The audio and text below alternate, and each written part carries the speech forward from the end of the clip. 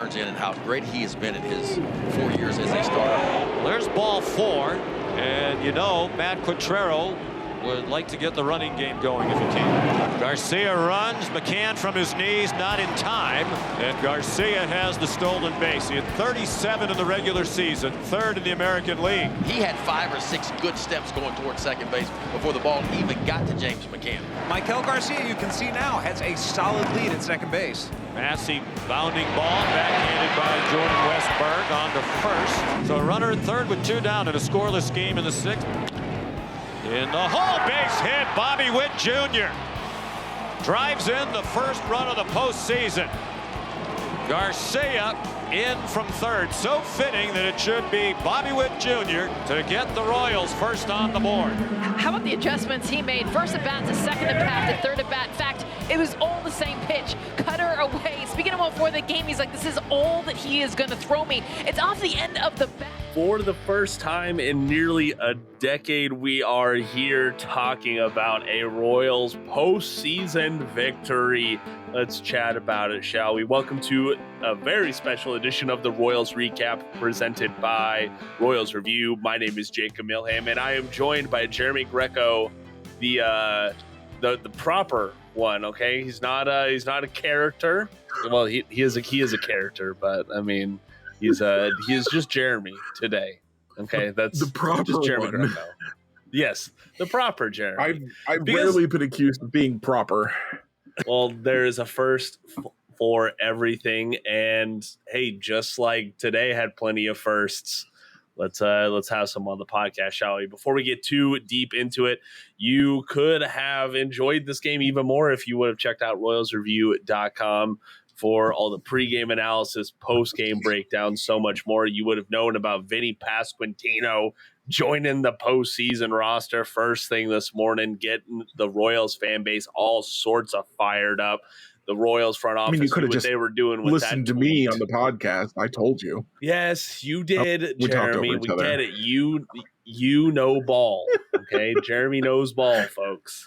That's how it goes. I also successfully predicted the postseason roster. We've Yes, got you some did, awful actually. lag, Jacob. I think we got to go to low latency mode. Okay, give me 1 second because unfortunately, I don't know if we can do that. They have not fixed my internet yet. Boo, boo, boo, boo, boo. Maybe tomorrow. Maybe so. All right, there we go. We can do that. Okay, that is fine. Is the lag a little bit better, do you think? You tell me. One. That was a long time between me talking and you talking. Oh, gosh, dang it, dude. Oh, wait, well, that was better. Oh, maybe we got something. Maybe think it's a we're little okay better now. now. Okay. All right, sounds like plan. Let's see here. You were saying something about Vinny being on the roster.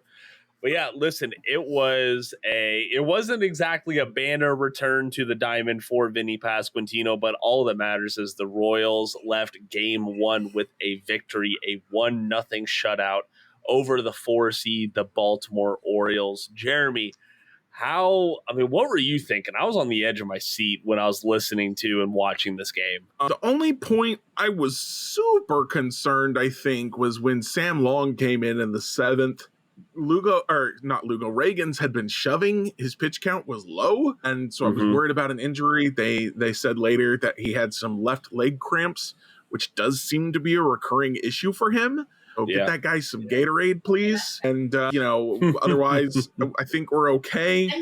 But yeah, it was just the pitching was absolutely fantastic on both sides. We're going to talk about how not good the Royals offense was, I think, but the Corbin Burns was nails today. He was hitting all his spots. His sweeper was unreal. So a lot happened. Yes, a lot did happen. I get it. Not a whole lot of runs were put up. The Royals only mustered 5 hits and 2 walks on the day, but ultimately that situational hitting that we talked about, Maikel Garcia, he got one of those hits. Well, all it took was a single, stolen base, and then Bobby Witt Jr. came up clutch when he needed to. Was a walk, you're right. He had a single later, but that was when he scored, that was off of a walk. That was as manufactured as a run can get. Yes, that it was very akin to some of the small ball days that it feels like we saw during the 2014 and 2015 runs. But I feel like the real headline today was the pitching, like you were talking about. Cole Reagan's a quality start in his first postseason appearance with the Royals, or period. That's underselling it, right? Quality start, 6 shutout innings, 8 strikeouts, no walks. No walks, only 4 hits. I mean, but I say that because the folks came in behind him and did amazing. Would you have believed in spring training when I said, yeah, Sam Long is going to come into the postseason and pitch a 1-2-3 inning in the wild card? No.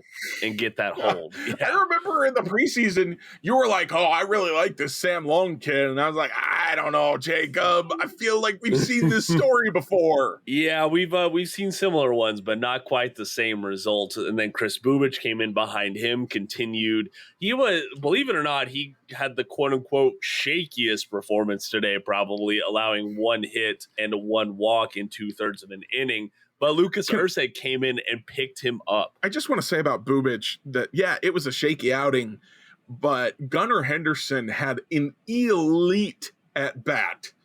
I still don't know how he didn't swing at that slider and strike out before he took that walk before. And then of course, Jordan Westburg got the hit, which is when they finally pulled him for Erceg. But Gunnar Henderson should have struck out. I think 9 times out of 10, he strikes out on that pitch. Somehow he laid off a beautiful, perfect slider and ended up taking the walk. I bet you if the Orioles would have come back and won that game, we would be talking about that plate appearance a whole lot more because, yeah, it was a great plate appearance. Probably. I was listening at that point, and it was it definitely would have been a pivotal moment in the game. Then Lucas Erceg, Royal social media put up a great tweet of Erceg's reaction after getting the 4-out save and that final out on a strikeout. He was electric. And he looked just exactly what we expected him to look like when the Royals acquired him at the trade deadline. Jeremy, what did you think of Erceg's save? You say that he looked exactly like we thought he would look like at the trade deadline? He doesn't look exactly like that to me because he looks like Wade Davis. What do you mean? We talked about this a little bit last time. He looks like Wade Davis. He looks completely unhittable. He looks like you will not score off of him. And when the Royals got him, he was a good but not great reliever who could strike guys out. And once he came to Kansas City, he became peak Wade Davis. At least, I don't know if he'll remain peak Wade Davis, but that's what he's been for the second half of this season. It's unreal. Yes, it is. Yes, it is. And you were talking about a little bit of the unreal performance on the other side of the diamond. Corbin Burns had a great outing to his own right. 8 innings, only 5 hits allowed with that 1 earned run that we talk about. That 1 walk was the pivotal run that crossed home plate, and he struck out 3 in his first postseason start with the Baltimore Orioles. This was just a game won and lost in the margins.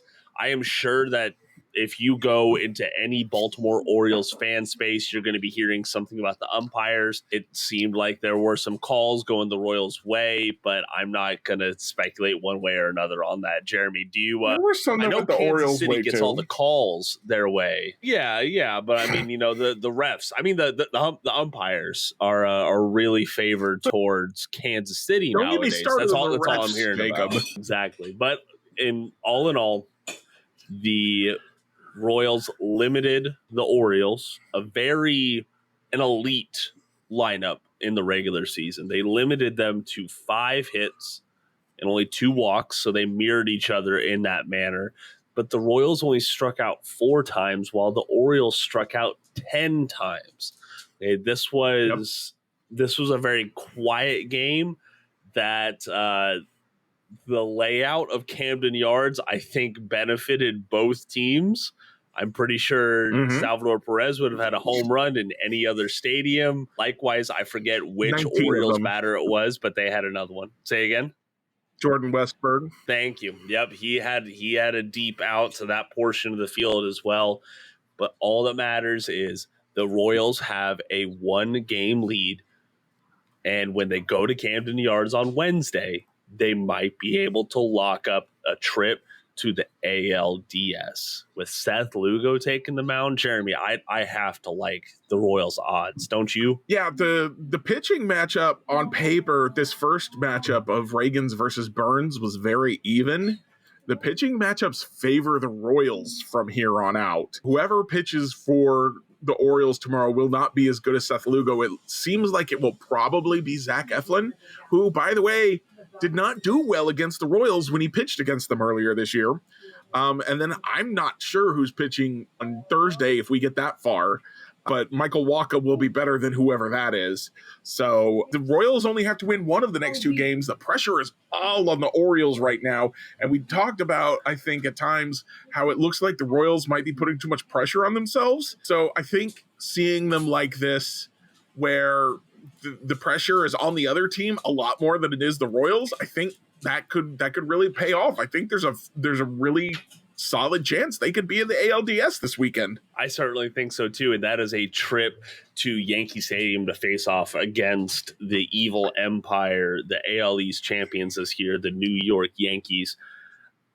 You were talking a little bit ahead of the show how the rotation might look at that point. I think we wait until the Royals get that second win against Baltimore before we start talking about that. But this was, I don't know, this was a very it felt like a more complete victory than the score would show. Personally, like I put a lot of stock into, okay, what can I hear from the fans on TV? Because one of my favorite parts of the postseason runs in 2014 and 2015 was hearing those crowd pops from Kauffman, right? And the Camden Yards faithful came out really, really strong in this game. But even though their team was within striking range several times, they just got quieter and quieter as the game went along. Like, it felt like the Royals just stifled the Orioles in every way that they could. And we have the pitching to thank for that. Yeah. So here's the thing, is that the Orioles' strength is their offense. Their pitching is mediocre at best. And the Royals shut down the Baltimore offense, just shut it completely down. You talked earlier about how, the Orioles struck out 10 times and the Royals only struck out 4 times. Well, those strikeouts were the difference in the game, Jacob. You look at the fifth inning, I believe it was, the bottom of the fifth, Cole Reagans has runners at second and third with 1 out. You get a ball in play, you get a run. They didn't get a ball in play. They struck out twice. End of inning. No runs. The Royals, next inning, Michael Garcia takes the walk. Then he steals second. Michael Massey doesn't strike out, hits the ground ball, advances Massey to third. Bobby hits the single, scores the only run of the game. So the strikeouts were a huge difference in this one. And that'll be the big question, I guess, for tomorrow is the Royals don't have a strikeout starter like Cole Reagans other than Cole Reagans. Seth Lugo is a very good pitcher, but he's not the strikeout guy. Can he find the strikeouts? He has struck out guys at various times this year. Can he find the strikeouts, or can he limit the hits in his own way? That's going to be, I think, kind of the storyline of tomorrow's game. Yeah, and I have a piece going up tomorrow morning focusing on Seth Lugo a little bit, because we spoke about Cole Reagans a little bit and his struggles against the Baltimore Orioles. We talked about that on the full-length episode. But Seth Lugo has also had his struggles against the Baltimore Orioles this year. They are the team who handed him his first non-quality start in a Royals uniform back on April 21st. The 2 home runs in Kauffman Stadium, 9 total hits, handed him his first loss with the Kansas City Royals. Like, this lineup has gotten to Seth Lugo, but they had also gotten to Cole Reagans in the past, and Cole Reagans found that next gear and gutted out the performance that he did. And I think that Seth Lugo can do exactly the same. Yeah, the thing to remember about Seth Lugo is that when the Orioles got him, that was before he was striking anybody out. I don't know if you remember this, Jacob, but at the very beginning of the season, Seth Lugo was pitching pretty well, honestly, but he wasn't striking anyone out. And so we were all going, well, can he find his strikeouts? Or is he just going to be successful without them, which is not really a thing that happens. Like Chris Young was the last guy to kind of be like that. And, we saw how he could struggle at times, but also pitched very well in the playoffs for what it's worth in 2015. So he's struck out a lot of batters since then. He did find a strikeout pitching, I guess you would say. I was going to say stroke, but that's not what pitchers do. They don't swing.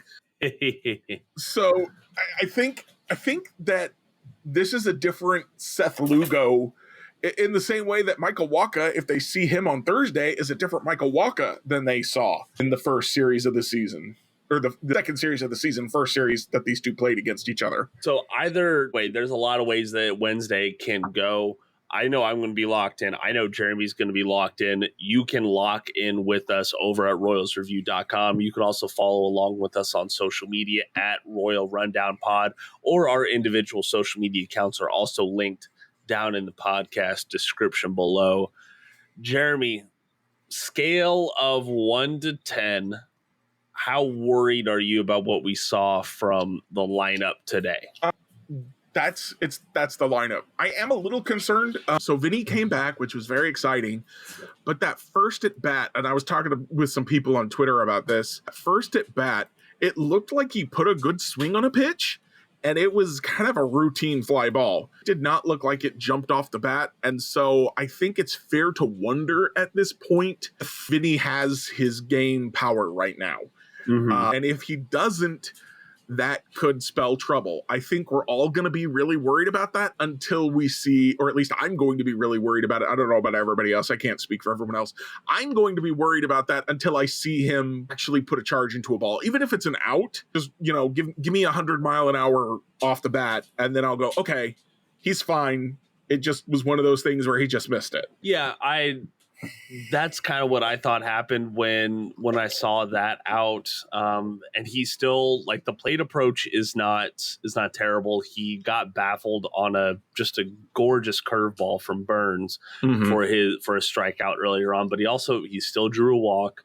He still made quality contact despite, coming back to live game action against MLB competition is hard at any time.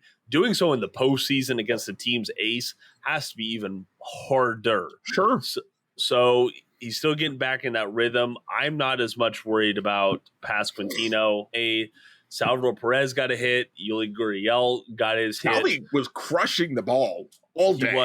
He was. That I think that first out that he recorded, it was like 107 miles per hour off the bat.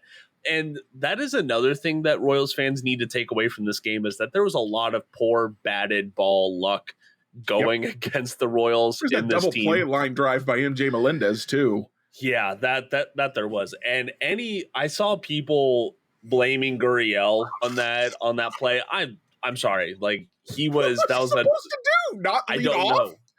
I guess so, apparently, because that is just a freak play in baseball that it happens. You shrug your shoulders, you move on, you can't change it. And that's how I look at it. I was slightly disappointed in what we saw from Tommy Pham. Personally, he was batting down in the 7 hole with Michael Massey leading off. I was expecting a little bit more from him. He did have a strikeout, no hits, nothing like that. Go ahead. I do want to throw out there that I loved what Q was doing with the lineup today. He said, Michael Massey's my guy who's hitting right now. He's going to lead off. Bobby's going to stay in the 2 hole because that's where Bobby hits. Vinny's going to bat 3rd because that's when the lineup has been good, is when Vinny's 3rd, Salvi 4. So he said, I'm going to put my 4 best hitters at the top of this lineup. And then I think he went Melendez, which you keep the left-right swaps, but man, he's been ice cold. But put him ahead of Yuli, who takes a good at bat, did have a single today. Maybe he gets a little bit better pitches to hit. Obviously, he did hit that line drive that was going to be foul, but turned into 2 outs. That was no one's fault. That's just bad luck sometimes. So the other thing that I really kind of took away was Maikel Garcia, who had the walk and the single and the 2 stolen bases. Now, he could have been thrown out on either of those stolen bases if the throw had been a little bit more on target. But I'm starting to go, what if he takes the Mike Moustakas path to stardom of batting ninth, playing third base in the playoffs after having a horrible year at the plate, and finds some juice. I mean, not the power swing that Mike showed in 2014, but if he can find some on base and some stolen bases and turn that into what Mike did in 2015 and have a terrific year yet next year, ooh, the Royals are going to be feeling real good. Yes, and they'll be feeling real good in the postseason. Mm-hmm. And that's when it matters most. So I'm going to be absolutely locked in Wednesday evening on this game. Now, for you folks who don't know, the information that you need to know, first pitch is at 3:38 p.m. Kauffman Standard Time Wednesday evening. You can watch the game on ESPN. You can also listen to the game on 96.5 The Fan, or I don't know about you, Jeremy, but I was listening to the game on the MLB app. The MLB TV thing is funky with me actually being in the Orioles blackout area down here in Virginia. So that was a little frustrating, but all in all, what did you think of the broadcast crew that they had on the Royals? I think the crew was good. The camera operators left something to be desired, though. I don't know if it was the camera operators or the director or producer. It felt to me like the crew, the broadcasters were kind of they were kind of feeling each other out. They weren't used to working together. I don't know if they normally work together or not, but it felt like they were stepping on each other's toes a little bit. It felt kind of like a sloppy broadcast. I don't think it was. Some people were real up in arms about it. I don't think it's that big a deal. I will look forward to, if the Royals make it to the ALDS, they'll be on TBS, which is the crew that broadcast the AL playoffs throughout the playoffs in 2014, and I loved that broadcast crew, so I'm really looking forward to that. Well, there we go, and we will certainly talk more about it if the Royals make it that far. But as of right now, Royals fans can go to bed happy knowing that their team has a 1-game lead over the Baltimore Orioles and the edge heading in to Game 2. So I'm very, very excited, and you should be as well. If you want to tell us more about your excitement, do so in the podcast comments, or you can reach out to us on social media at our links in the podcast description below. Make sure you follow and subscribe to the podcast wherever you get your podcasts, so you never miss a Royals recap or a full-length episode this postseason. We're going to be very, very busy, Jeremy, but that is good news for the Kansas City Royals. Jeremy, any parting words before we get on out of here? I just wanted to read this Rainy Jezierli tweet that you were real excited to talk about real quick. Today, the Kansas City Royals did not have an extra base hit. 2, had 4 or fewer batters come to the plate above the minimum, 31 batters in 9 innings. 3, won the game. They are the first team in postseason history to do all 3. That, my friends, is the power. This is me commenting, by the way. That, my friends, is the power of good pitching. That I saw some stuff in the Athletic today that was like, good lineups win postseason games. Well, looks like good pitching has something to say about that. Yeah, exactly. That is the value of it. And I am sure, listen, the Royals got Reagans via trade. Now we turn to a free agent acquisition in Seth Lugo on Wednesday. And let's send the Orioles home earlier than they were expecting. Excuse me. That is going to do it for today's Royals recap. I am Jacob Milham. He is Jeremy Greco. Make sure you tune in tomorrow night because we're going to have something to talk about either way. But until next time, go Royals!